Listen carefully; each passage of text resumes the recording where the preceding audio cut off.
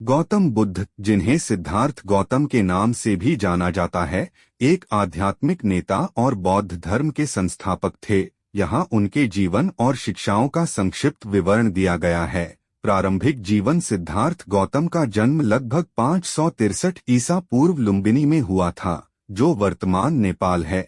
उनका जन्म एक शाही परिवार में हुआ था और उन्होंने कपिलवस्तु राज्य में विलासिता का जीवन व्यतीत किया था। उनके पिता राजा शुद्धोधन उन्हें दुनिया के दुखों से बचाना चाहते थे और सुनिश्चित किया कि वे एक सुरक्षित और आरामदायक वातावरण में बढ़े हों। 4 दृश्य। अपने पिता के प्रयासों के बावजूद सिद्धार्थ को महल के बाहर अपने भ्रमण के दौरान जीवन की वास्तविकताओं का सामना करना पड़ा। उन्होंने 4 दृश्य देखे जिन्होंने उन्हें गहराई से प्रभावित किया। एक बूढ़ा आदमी जो उम्र बढ़ने की अनिवार्यता का प्रतिनिधित्व करता है। 2 एक बीमार आदमी। त्याग। इन मुलाकातों ने सिद्धार्थ को जीवन की क्षणभंगुर प्रकृति और मानवीय दुख के कारणों पर सवाल उठाने के लिए प्रेरित किया। 29 वर्ष की आयु में उन्होंने जवाब खोजने के लिए अपने शाही जीवन, पत्नी और शिशु पुत्र को छोड़ दिया। वे एक तपस्वी के रूप में भटकते रहे, कठोर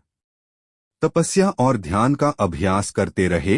ज्ञानोदय। वर्षों के कठोर अभ्यास के बाद सिद्धार्थ को एहसास हुआ कि न तो अत्यधिक आत्मभोग और न ही अत्यधिक तप से ज्ञान की प्राप्ति होती है। उन्होंने एक मध्यम मार्ग अपनाया और भारत के बोधगया में एक बोधि वृक्ष के नीचे ध्यान किया। 49 दिनों के गहन ध्यान के बाद उन्हें ज्ञान प्राप्त हुआ और वे बुद्ध बन गए, जिसका अर्थ है जागृत व्यक्ति। शिक्षाएं। बुद्ध ने अपना शेष जीवन उन सिद्धांतों को सिखाने में बिताया जिन्हें उन्होंने खोजा था, जिन्हें धर्म के रूप में जाना जाता है। 3 दुख के अंत का सत्य। निरोध। दुख को समाप्त करना संभव है।